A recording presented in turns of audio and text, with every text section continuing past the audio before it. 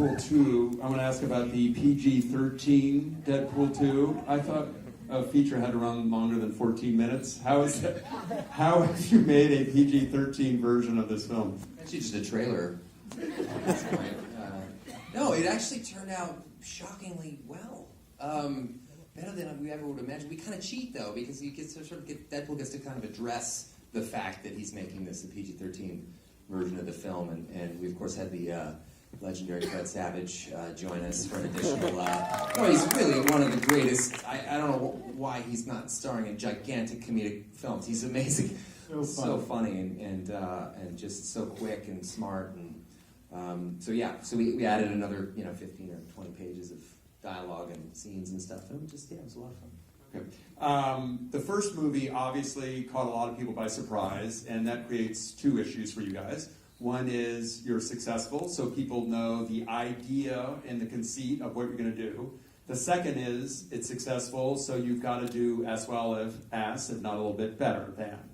So I guess the first question is, if the first film is kind of the clinical trial, proof of concept, what does that give you as writers to try to do in the second film? Does it give you a different kind of license, free license? Nervous breakdown? A nervous breakdown? A lot of drafts. That's for sure. We definitely did a lot of drafts. Yeah, and I think the challenge part of it was to figure out what we could take away from Deadpool. I mean, we could have wanted to knock him down a peg, as we did in the first movie with where he got cancer. And that became, Vanessa's death. And once we solved that piece, then we realized we just wanted to make it a family film, and we backed into it. It's also always interesting to me that you really see that in the first movie the budget was incredibly small for a superhero film, and necessity really is the mother of invention. Some of the best things that happened in Deadpool 1 happened because we just couldn't afford to go big, big, bang, bang all the time. So it was, you suddenly have to lean on character as opposed to effects or spectacle. And then eventually the spectacle was the character, or the character was the spectacle. So that was a lesson, a hard-fought lesson that we learned in the first movie, and something we really applied to the second movie, which obviously had a little bit of a bigger budget simply by the nature of its release date, which is a summer movie. It's got to be a little bit bigger. We got a bigger cast and all that sort of stuff. But we still tried to keep it down to a shoestring budget in terms of what we wanted to accomplish. So there is a dog in the front row. That is amazing. That is sound asleep, like my mother would be right around this part. That's amazing. Yeah, it's very cute. Yeah. Rise and shine, sweetie. Scary parts are over.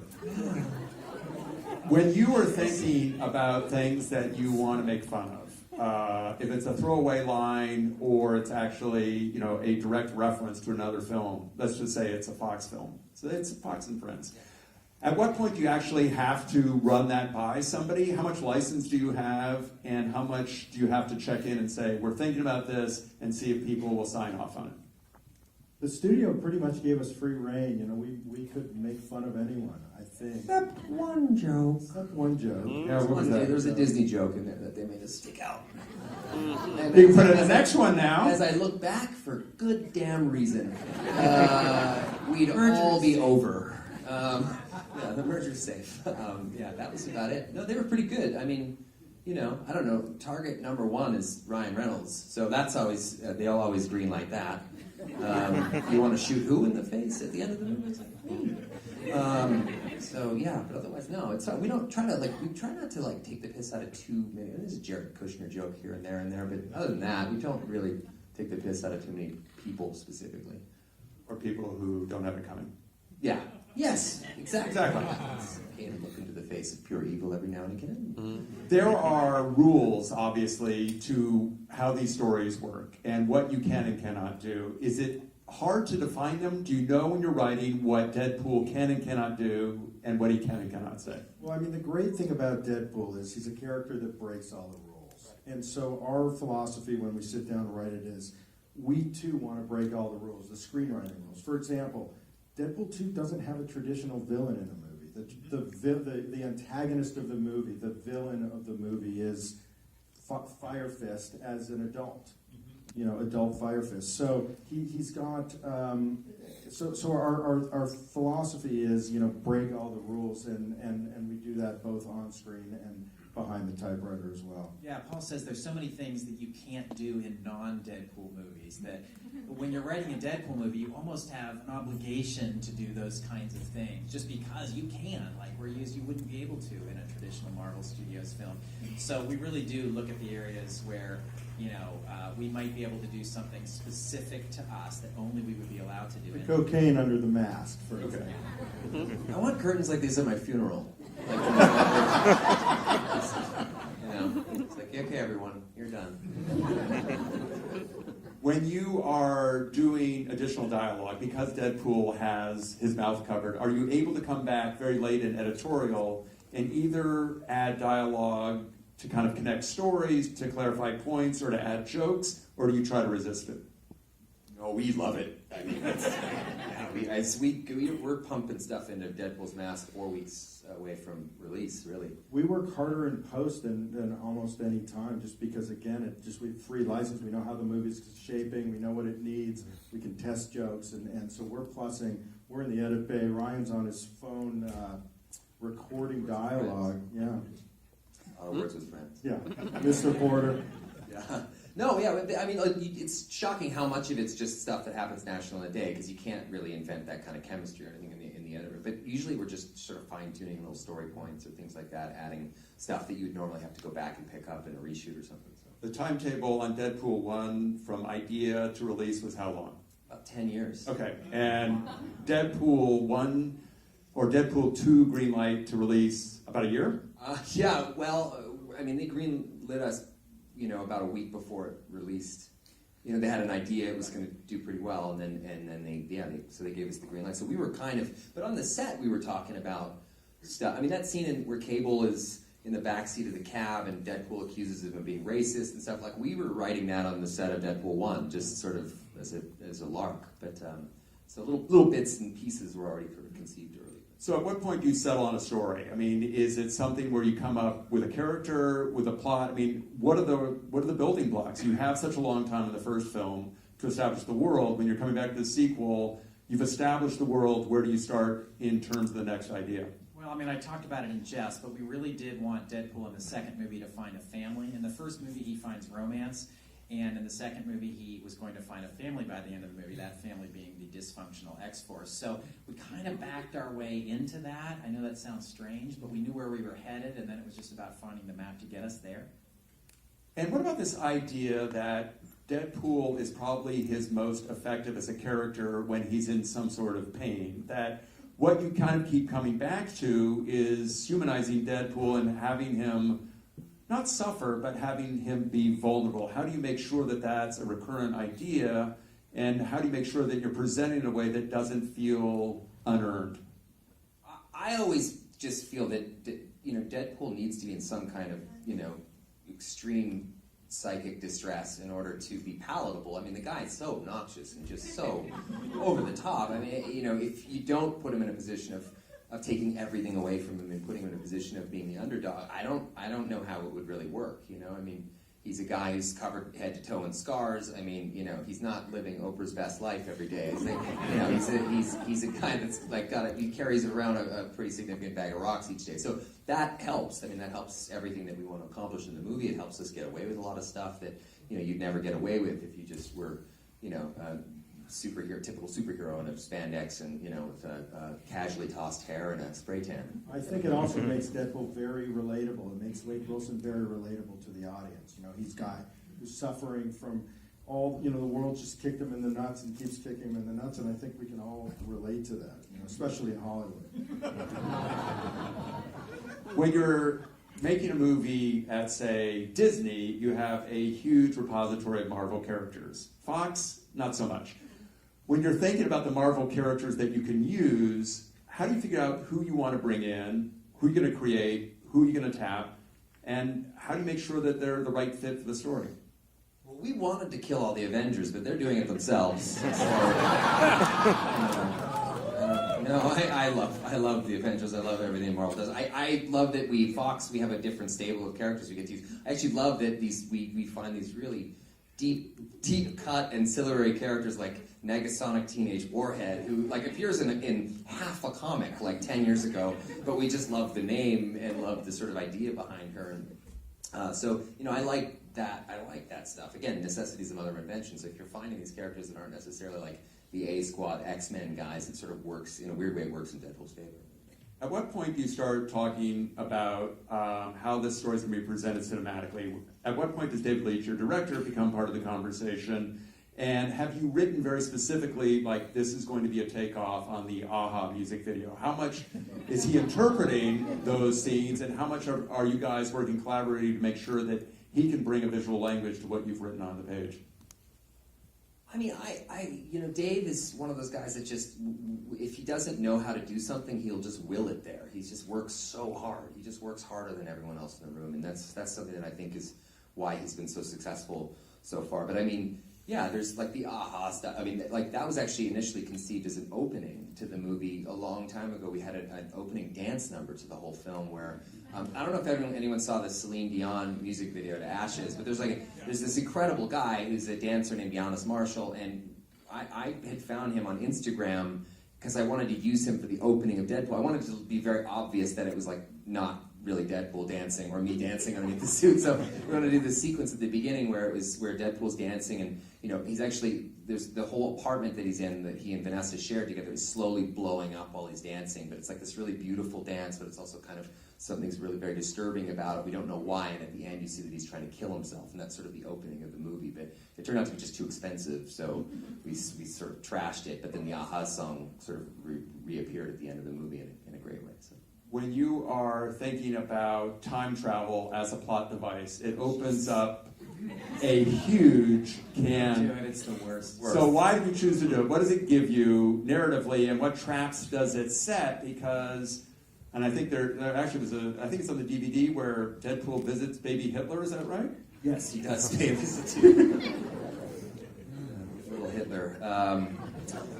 Yeah, it presents that problem for starters. It prevents a whole host of issues. I mean, you could sit there for days and go, wait, so at the end of this movie, you can sit there and think like, wait, was all this for naught? Like, I don't understand. You went back and you sort of, did Green Lantern even happen now? Like, I need to know. It happened, Ryan. It happened. Sure did. Oh, I was there for, I think, a year and a half. I think it was a Sunday. No, that was an old W.C. Fields joke. Someone on the internet will be like, he stole that joke from W.C. Fields. Yes. Thank you, Paul. And fuck you. But how do you make sure that you don't do exactly what you're saying? How do you make sure that you are obeying your own rules? Say no. I mean, what are you talking about?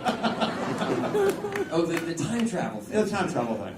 Yeah. How do you make sure that it works for the story? You know, obviously, you can become overly intellectual about the rules and what is and is not happening.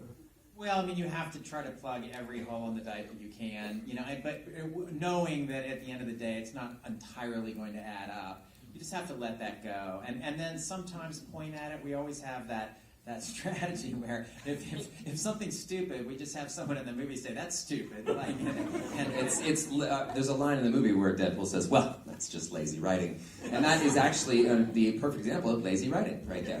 That's lazy writing. Yeah. Don't do time travel movies. It's really your cast of superheroes and about their special skills and about that sequence. How early did that come into the writing process? How do you decide how that scene was going to unfold and what people's skills were and whether or not luck was actually a superpower? Well, that's an entirely cuttable sequence in the movie, but it's something that doesn't necessarily need to be in the movie, but we found that we just needed a bit of a break before the convoy. So we were thinking, what would be funny? And I remember we were all sitting around pitching this idea that what if, Wade assembles like the actual X-Force, real characters that we know, and we sort of even do standees in theaters of them all. We really find some way to shut this down and make sure that nothing leaks. And then the initial pitch was, okay, then they'll all jump out of a plane, except they all land in a minefield. And like one by one, each of them just explodes. And then we're like, what the fuck is a minefield doing in the middle of a city? Like, this isn't... this is in the 1940s or something. It just doesn't make any sense. So then it's turned into this sort of Rube Goldberg type device where we just thought it was really fun to just sort of see one by one go and sort of live in Deadpool's reaction to each of his. And it's also like this wish fulfillment. He wants a family and he feels like he's finally got it. And then like one by one, they each of them die. And like it was just. I mean, the cast was incredible to do that. Brad Pitt to like come and shoot for 6 minutes in secret, like just about 100 feet that way in the soundstage there. Like after we finished shooting for 3 months or 4 months at that point, and no, it was amazing. It was just that sequence was so much fun for us. Do you have time to test it? Do you have time to show it to an audience, or is that dangerous in this day and age where story will get out and you're going to be screwed? We never put Brad in there. That was but any scene. We test. I mean, we test here. It's like in this theater. It's you test and test and test. What do you learn? And what comes in, what comes out? How do you make editorial changes through writing to solve things that may not be playing? Well, one of the things we do is we tape the audience. We audio tape their laughter, and then we can play it against picture and see where they laughed and didn't laugh. And because Deadpool's in a mask, and Juggernaut is a CG character, and Colossus is a CG character, and you can also obviously use traditional ADR, we can change jokes up until the movie comes out, as we were pointing out earlier. So you do refine the movie, and you slowly figure out what's working and not, at least comedically. The rest of the things you have to kind of ask people after the fact, but it's a recursive process, and it actually really works. I mean, the finished version was significantly better than the version we first put. And it's dangerous because you'll find that the movies need to ebb and flow a bit. So you'll take something out where you think there's an ebb, and you realize that it just for some reason has this domino effect later in the movie where you need that back. But we are so involved in the process, you kind of lose perspective. Like, there was a big logic issue in Deadpool 1. People didn't really understand who Colossus was, where he came from. People who weren't comic guys. And we had kind of glossed over that. We went back and reshot some stuff to kind of explain, where he came from. And that was a huge help for us. We also always shoot the coda at the very, very end, after we've screened it. So we had already screened it a few times, and then we went back and shot this coda. We just thought it was kind of the perfect. It gives you the chance to really get the feel of the movie and the tone and what it's really missing at the end. And so, yeah, that's always our last. That was a big debate, that whole coda at the end of the film, too, because I think it was Dave Leitch who said, what if we somehow found some way to keep Vanessa alive? And I remember he and I, it's like one of our only arguments, and I was like, you coward! And then I thought, oh wait, no, that's actually a good idea. What if we just up the ante and just have some fun with the time travel? Then we all just dug in and started writing the because originally we had a coda where he was just interviewing a whole new bunch of X-Force people, and we were going to have various people come in, like Chris Evans was going to come in. As the Human Torch. The Human Torch. Yeah. Also, we had one where Deadpool's like in the rain at a cemetery, and he's like pouring booze over the graves of each of his fallen X-Force friends, and then first inexplicably gets to Shatterstar and urinates on his grave. I don't know, it's just so stupid. And then Peter shows up with missing one arm with just that sort of old-fashioned hook prosthetic, and yeah, I mean you could fill a gymnasium with the amount of dumb ideas that we have. I mean the first pass of the sequel, we had one of the I think it was the B plot was Deadpool trying to steal the big red chair from The Voice. So dumb. I wish I could have watched the studio reading that draft. This is going to sink the ship. But how do you create a space where you can throw out ideas like that? I mean, it seems like part of the success of Deadpool is that you don't tie yourselves down, that you're willing to do something as preposterous as that idea and see how far it goes. How do you make sure that you don't censor yourself too early? Well, we never, the three of us, we sit around and just make each other laugh, and that ultimately, guides the process of what goes down on the page. So, I don't know if that answered the question. Yeah, it does. Where are you on the next Deadpool film? Even vague. Well, we have some ideas. We haven't have a script written. One script written that may or I think that's another one where the studio read it and go we have to keep the rights to Fantastic Four. Oh God, what have they done? Paul just pitched a whole Deadpool 3 in the hallway outside before we walked in here. So I don't know. X-Force movie brewing too. So there's a lot of ideas in the hopper. Yeah. And Ryan, last question. When you called the Academy a couple months ago and said, I've got this idea for Best Popular Film, Did you anticipate the backlash? Did that really catch you by surprise? It seemed like a good idea at the time. Yeah, it really did, right? I mean, what the hell? Like, Rambo 9 stands no shot at this point. I mean, the old pockets were, that lasted about 45 minutes, didn't it? A little bit longer, but an hour and 15. Sketchy, yeah. Rhett and I went out and got tuxedos and then had to return them. You rented them, so. Sure.